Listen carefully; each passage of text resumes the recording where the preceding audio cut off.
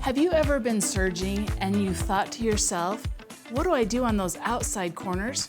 I'm Cheri with my girlfriend's quilt shop, and we're going to show you how to take care of those outside corners today. Let's head over to the machine where we have our triumph set up for a 4-thread overlock, and we're going to see what you do on those outside corners. At our machine, we're going to just start stitching.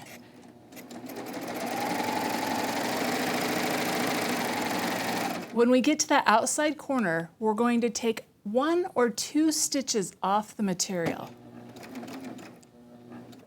Okay.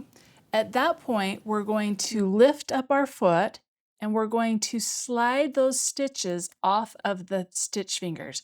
You might need to wiggle your machine just a little bit, and then you're going to bring it back to the front, put your foot down, and you're ready to serge the other side. Once again, we're going to get right to the edge and take off 1 or 2 stitches.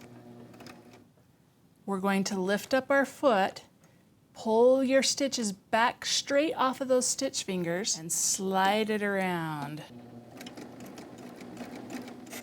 Let's take a look at how those outside corners look.